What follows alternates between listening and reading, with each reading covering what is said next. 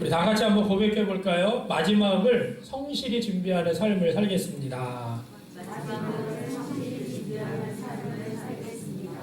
네, 벌써 11월 둘째 주일을 맞이했습니다. 여러분들의 하루하루를 어떻게 살고 계십니까?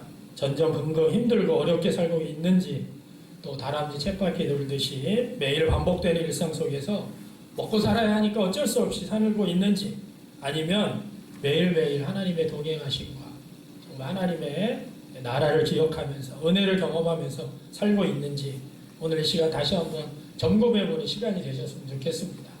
지난주, 지지난주에 요소수 대란이 있었습니다. 큰 이슈가 되셨죠. 요소수가 부족함으로 인해서 우리가 평상시에 들어보지 못했던 요소수에 대한 내용들이 뉴스를 통해서 연일 방송됐어요. 이 요소수는 디젤 차량, 이 디젤 차량에서 나오는 배출가스를 저감하는 장치가 바로 SCR이라고 하는 저감 장치가 있습니다.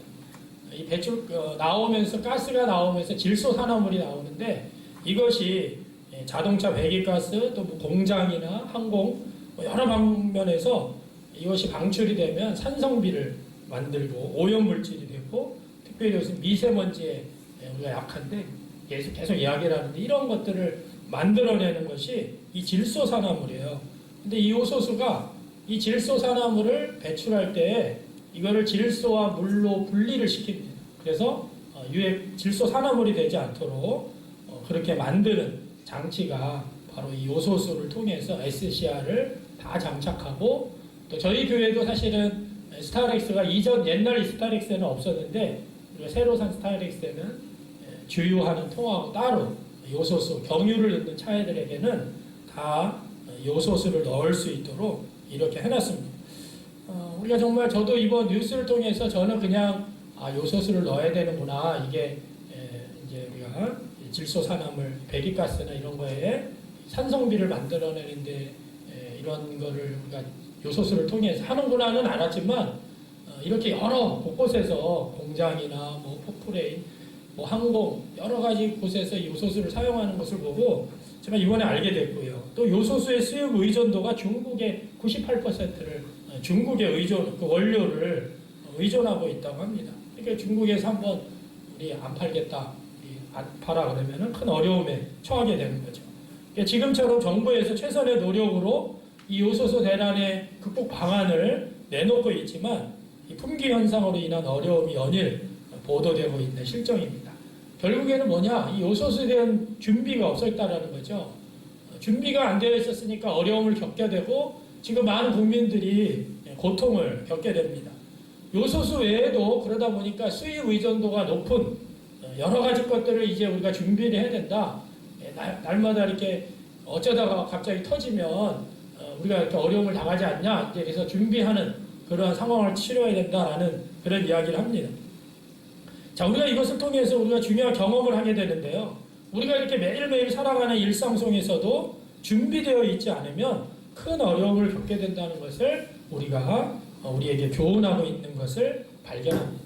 준비되어 있지 않으면 큰 어려움을 당하게 된다는 거죠. 여러분, 오늘 본문 마가복음 10장, 13장 말씀은 마태복음 24장 그리고 누가복음 21장과 함께 소묵시록이라고 하는 그런 내용을 다루고 있습니다. 종말에 관한 이야기들로 구성되어 있어요. 묵시록이라는 말은 뭐냐면, 감추어져 있던 것들을 지금 이제 다가오는 그런 현상 너머의 실체에 대해서 마치 베일을 벗겨내듯이 보여주는, 이거를 우리가 묵시라고 이야기합니다. 우리가 계시라는 말도 많이 쓰죠. 우리 요한계시록. 근데 요한계시록은 당시 이 도미티아니안 황제가 기독교인들을 엄청나게 박해를 했기 때문에 그 박해에 직면한 소아시아 교인들에게 그들의 믿음을 지지하기 위해서 기록된 것이 요한계시록이에요. 우리 복음서에 나오는, 지금 말씀드렸던 13장, 마태복음, 또 누가복음에 나오는 이 복음서의 묵시록은 유대 전쟁이라고 하는 이 파국을 두려워하는 신앙 공동체를 지키기 위한 것이 바로 이 복음서의 묵시록의 기록 목적입니다. 그래서 이것이 지금 사실은 오늘 본문에서는 아직 예수님 당시에 쓰여진 내용이지만, 이게 기록 당시는 한참 전쟁을 치르고 고통 가운데 있는 상황 속에서 기록된 내용입니다. 그래서 오늘 본문 말씀을 통해서 우리가 마지막을 준비하는 우리 성도들의 삶은 어때야 될까? 우리 함께 은혜를 나누는 그런 시간이 되었으면 좋겠습니다. 자, 첫 번째는요. 마지막 때 가짜는 무너집니다. 우리 한번 해볼까요? 시작. 마지막 때 오늘 본문 1절 전반절에 보면 예수님께서 성전에서 나가실 때라고 표현하고 있어요.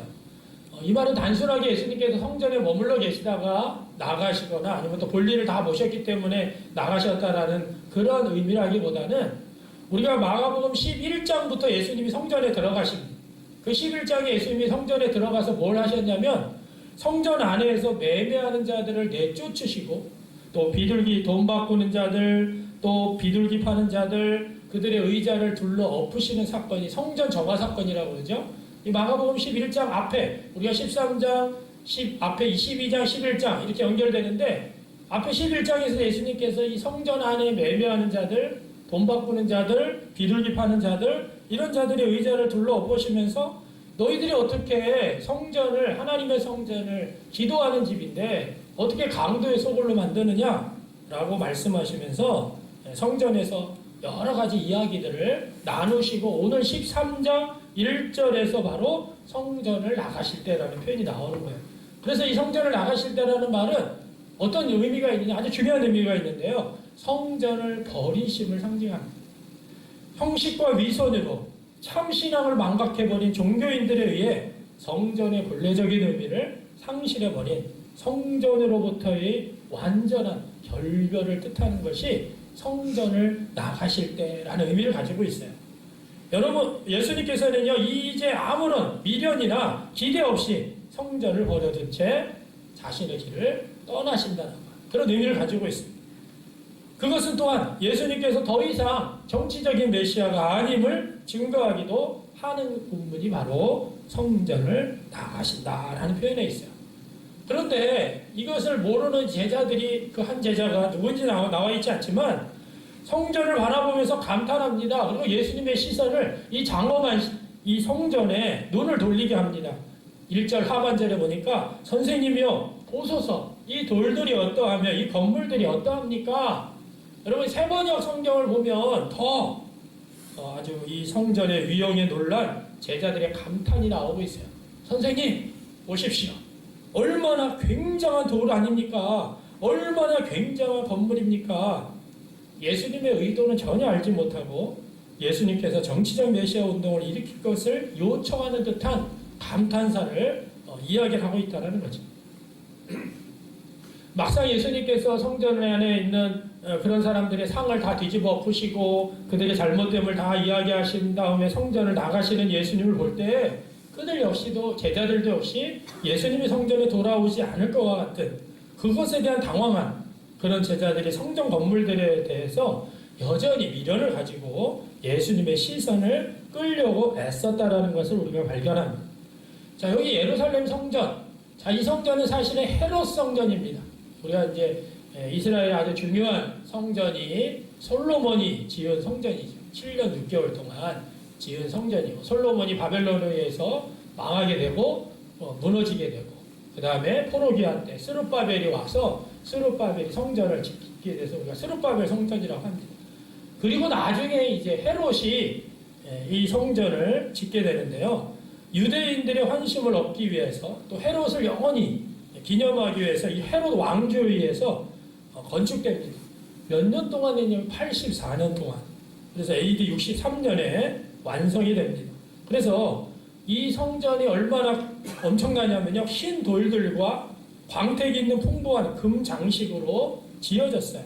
그래서 옛 예루살렘의 성의 6분의 1에 해당하는 엄청난 땅을 차지하고 엄청난 아름다움과 크기와 당시 지중해에서도 가장 아주 유명한 그러한 내용으로 다루고 있습니다. 그래서 사실은 이 교회사 요세푸스라고 하는 이 교회사가 이 성전을 짓는데 그 돌 하나가요 길이가 33m, 높이가 11m.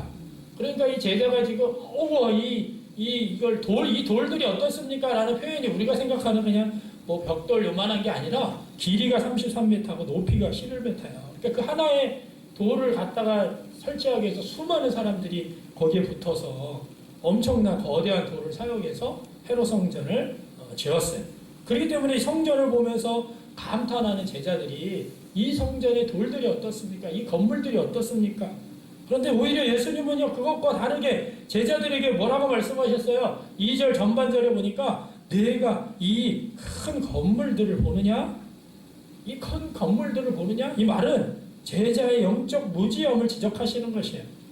이 화려하고도 웅장한 성전 건물의 외형을 그대로 인정하셨지만 예수님께서는 그 건물 내부에서 득실거리는 이 교권주의자들의 위선, 탐욕, 치졸한 명예욕, 동시에 그것을 예수님께서 바라보셨을 뿐만 아니라 이 화려한 건물이 수년 후에 다 처절하게 파괴될 것이다. 이거를 예수님은 미리 내다보고 계셨습니다. 그래서 2절 하반절에 보니까 돌 하나도 돌 위에 남지 않고 다 무너뜨려지리라 하시니라. 제자들은 성전 외관에 감탄하고 예수님 이거 보십시오 하고 예수님의 동의를 구했지만 예수님은 그들의 기대와는 정반대로 성전의 완전한 파멸을 예언하셨다는 것입니다. 하나님의 성전을 강도의 소굴로 만들고 또 제2에 사용되는 그릇들 나르는 것조차도 주님은 중지시켰었어요. 왜? 그릇된 전통, 위선적인 신앙, 그것으로 인해 건물은 화려할지 모르겠지만 성전을 부패시킨 유대인들과 그들이 우상시했던 건물로서의 성전을 예수님은 심판하셨다는 거죠.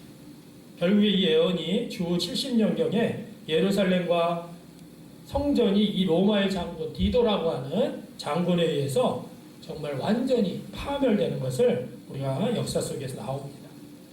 여러분, 이것을 통해서 우리가 마지막 때 한국 교회 안에, 아니 내 안에 남아있는 이 외식적이거나 외형적이거나 남에게 보여주기식의 신앙은 무너지게 된다는 것이에요.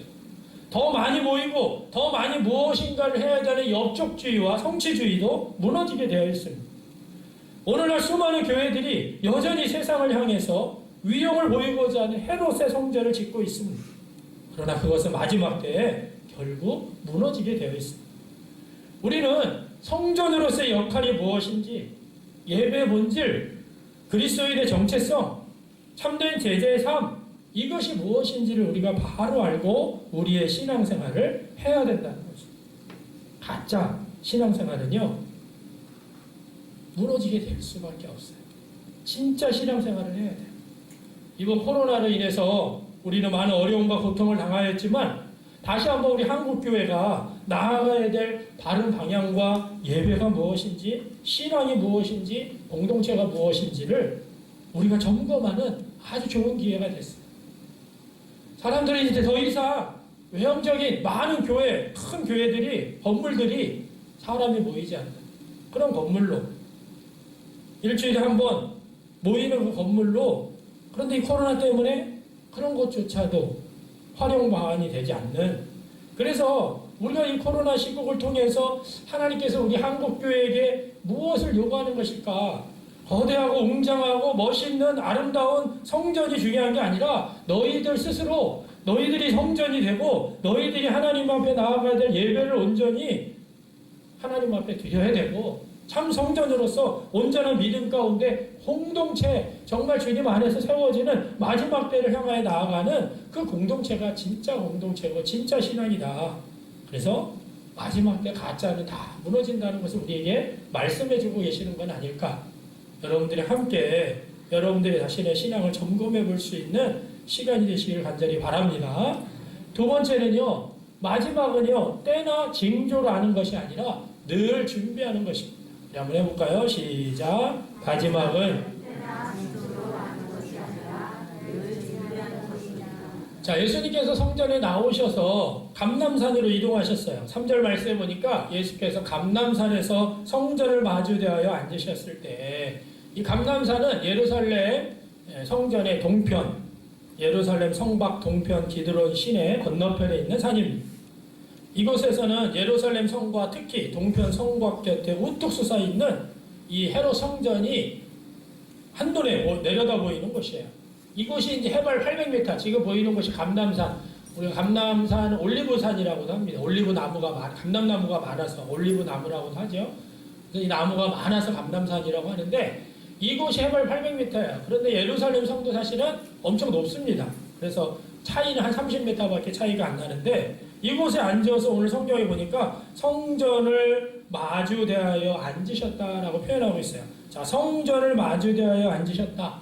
자, 이제 감람산에서 예루살렘 성을 바라보면 지금 현재의 모습인데 사실은 저희 가운데 있는 모스크와 같은 그것이 이제 무슬림 그 자리가 이제 헤롯 성전이 있었던 웅장한 성전이 있었던 곳입니다. 지금은 이제 모슬림에서 정복하고 있어가지고 모스크가 거기 있는데 이 감람산에서 지금 예루살렘 성을 바라보는 그림이 지금 여러분들이 보고 있는 그림이에요.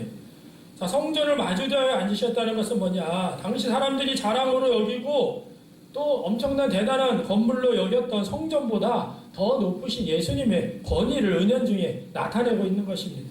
그와 더불어서 이 예수님과 유대의 위선적 종교의 본산이라고 할 수 있는 성전 그 관계에 좁힐 수 없는 그 거리를 이렇게 멀리 보여줌으로 나타내주고 있는 거죠. 또 사실 이 감람산은 아주 중요한 예언적인 의미가 있습니다. 스가랴 14장 1절 4절에 보면 감람산은 주님의 날, 곧 마지막 날 있을 주님이 현현하는 장소고 구원의 장소다라고 예언하고 있는 것이 스가랴 말씀이에요. 그래서 그 자리에 앉아서 지금 예수님께서 예루살렘을 바라보고 계시는 거죠. 자, 우리 한번 읽어볼까요? 스가랴 14장 1절 4절 시작. 여호와의 날이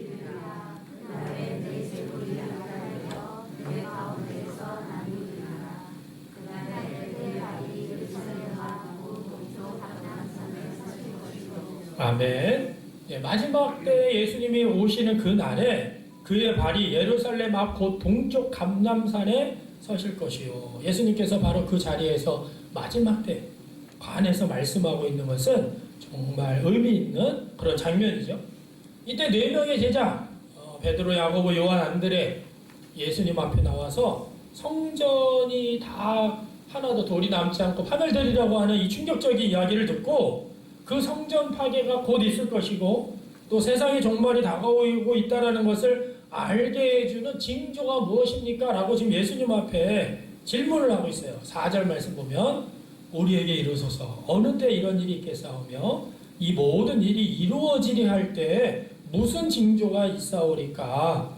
제자들의 질문은 2가지죠. 첫째, 성전 파멸의 때 어느 때 이런 일이 있습니까? 둘째는 종말이 일어날 때 징조는 뭡니까? 그러면 그런 일들이 일어날 때 드러나는 현상, 징조가 뭡니까? 사실 이 말씀이 마태복음 24장 3절에는 더 명확하게 질문을 합니다. 예수님께서 감람산 위에 앉으셨을 때 제자들이 조용히 와서 이르되 우리에게 이르소서 어느 때 이런 일이 있겠사오며 또 주의 임하심과 세상 끝에는 이 세상 주의 임하심과 세상 끝에 이것이 좀 더 첨부가 됐죠. 무슨 징조가 있사옵니까? 어느 때? 때에 대한 관심. 사실은 유대인들은요, 이 종말의 때 일반적인 종교적인 관심이었어요. 종말의 때를 계산하고 그 전조를 연구하고 그래서 그들의 주 관심사를 질문한 거죠. 이때 제자들의 질문은 뭐예요? 단순하게 호기심으로서의 질문이라기보다는 사실은 정말 마지막 때를 준비하고자 하는 진지한 종말 준비의 일환으로서 예수님 앞에 물었을 것이다. 이렇게 봅니다. 그래서 예수님께서 저 성전이 돌 위에 돌 하나 남지 않고 다 무너진다라는 이것을 믿음으로 그들이 수용해서 과연 그게 그럼 언제입니까? 어떤 모습으로 그런 것들이 전조 현상이 징조가 보여집니까? 라고 예수님 앞에 사실은 물은 거죠. 그날을 준비하기 위해서.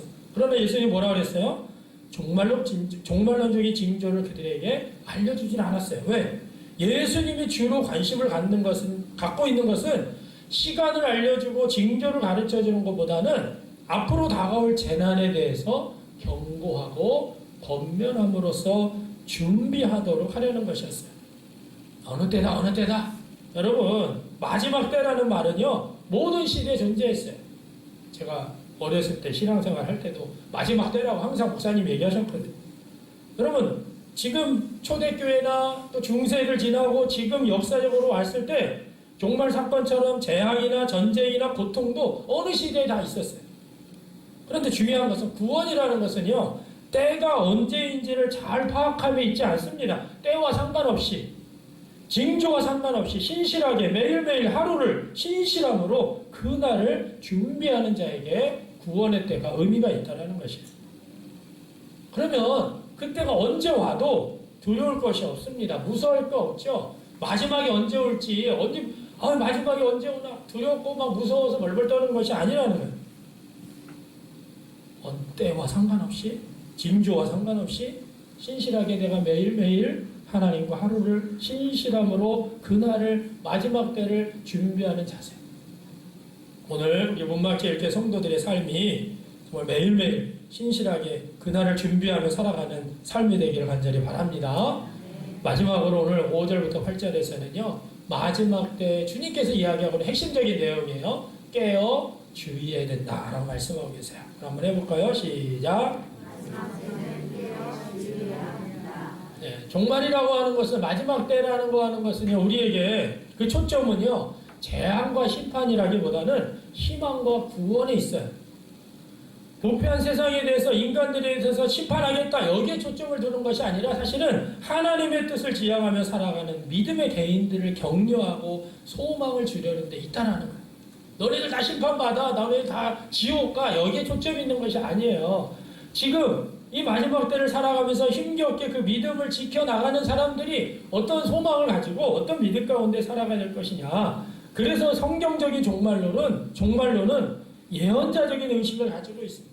이런 고리와 이런 타락에 빠져서 살아가는 저 부패한 사람들과는 달리 이 깨어진 이 세상 속에서 자신의 신앙들을 잘 지키고 거룩한 삶을 지켜야 된다. 이것이 성경적인 종말론입니다.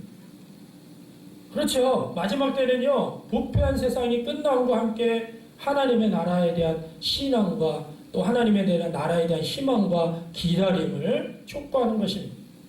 그래서 어떤 비판과 어떤 고난이 온다 할지라도 복음을 만국에 전파하고 나중까지 견뎌하는 자세를 가질 것을 예수님은 우리에게 촉구하고 계세요. 그러면서 오늘 예수님께서 때와 징조를 물어보는 제자들에게 아주 중요한 메시지를 5절 말씀 예수께서 이르시되 너희가 사람의 미혹을 받지 않도록 주의하라. 그들의 영적인 무지를 예수님께서 간파하시고 그들의 무지에서 벗어나 신중하고 또 지혜롭게 대처하는 방법이 뭐냐? 사람의 미혹을 받지 않도록 주의해라. 여러분 미혹을 받는다라는 것은요. 길을 잃어버리는 거예요. 길을 잃어버려요. 이 동사는 원래 양떼가 길을 막 잃고 방황하는 모습을 나타내는 그런 말입니다. 우리가 단순하게 유혹을 받아가지고 어떤 잘못을 범하는 그런 정도가 아니라 적극적으로 그 잘못에 동조하고 그 유혹에 빠져가지고 진실이 아닌 것을 믿고 따르는 것. 이것이 바로 미혹을 받는 것입니다. 그러면서 어떻게 했어요? 주의해라. 이것은 경고성 발언입니다. 때와 징조에 대한 제자들의 물음에 대한 대답이죠. 이 말은 13장 전체에서 3번이나 나오고 있어요. 9절, 23절, 33절. 주의해라. 그래서 예수님은 제자들에게 경고하는 것이 뭐예요? 예수님의 주요 관심 중에 하나라는 것을 분명하게 말씀하고 계시는 거예요. 왜? 미혹자에 대한 경고부터 말씀하시는 것이 특별한 의도가 있어요. 사실은 제자들의 관심은 뭐예요? 어느 때입니까? 무슨 징조가 있습니까? 여기에 관심이 있다고 한다면 예수님의 관심은요. 이들이 종말에 대한 호기심을 충족시키기보다는 주의해라 라는 말씀으로 종말론적인 각성을 갖게 하려는 것이 예수님의 뜻이 있다는 것입니다. 주의한다. 이게 문법적으로 미완료 시제입니다. 완료가 되지 않은 문법은 뭐예요? 계속해서 이런 일들이 일어난다는 거예요. 그래서 무슨 말이에요? 계속해서 미혹하는 일들이 일어난다. 경고하고 주의하는 일을 쉬지 않고 계속해야 된다. 너희들을 미혹하는 게 지금만 아니라 계속해서 앞으로도 일어난다는 거예요. 거기에 대해서 주의하라. 그래서 어떤 것을 주의해야 될까? 우리 6절에 보니까 거짓 그리스도의 출현이에요.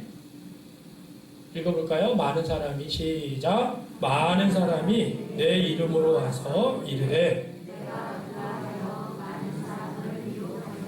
요세푸스 그 역사가가 교회사가가 유대 전쟁에 관련해서 내가 그리스도다, 자칭 그리스도다라고 이야기하는 그런 사람들이 되게 많이 나타났대요.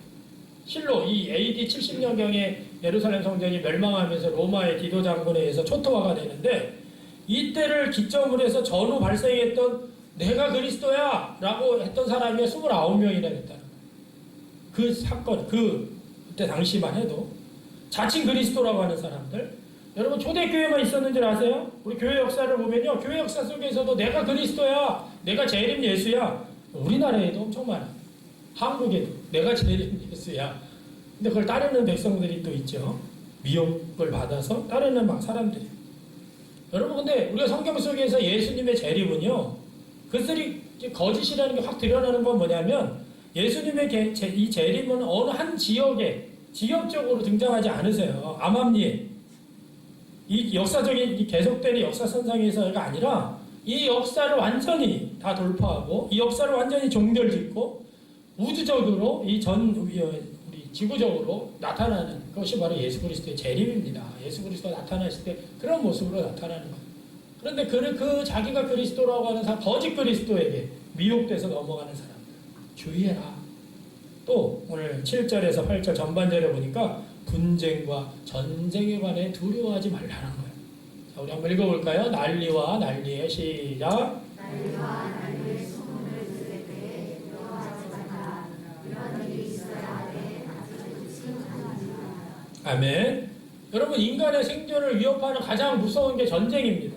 그렇죠. 우리 삶을 두려워하게 만드는, 또 제자들에게 예수님이 말씀하신 것 역시도 이 세상 속에서 전쟁이 계속 오게 될 것이라는 거예요.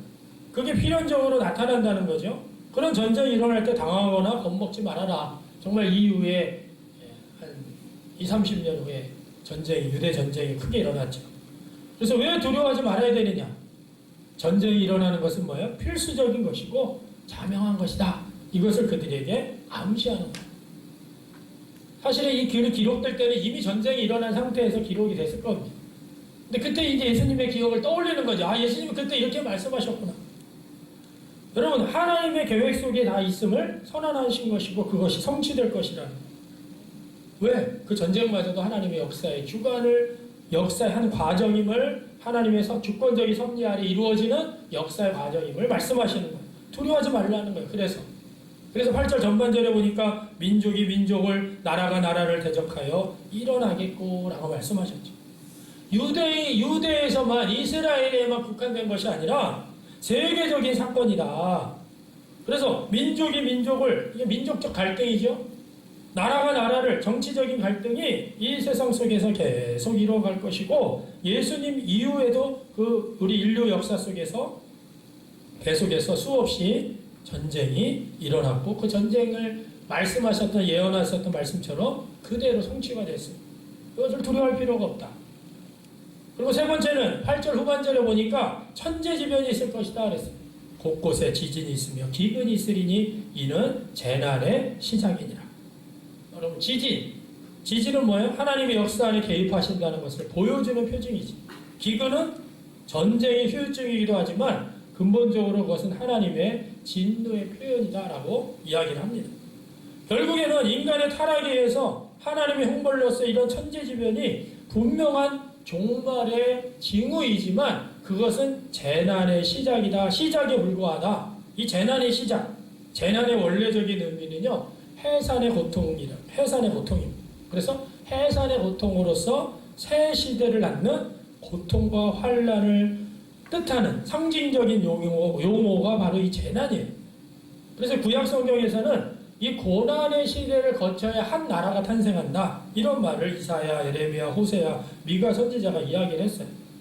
그래서 유대교에서는요, 이런 구절을 근거로 해서 메시아 왕국, 그들이 이제 생각하는 메시아 왕국, 그것은 고난의 기간을 거쳐서 이루어진다라는 사상이 생겨났어요. 그래서 우리가 이것을 메시아적인 고난, 메시아적인 환란, 메시아 진통, 이렇게 표현을 하는 거죠. 이것은 메시아 자신이 겪어야 될 만한 환란이 뜻하는 것이 아니라 그 환란으로부터 메시아가 탄생한다.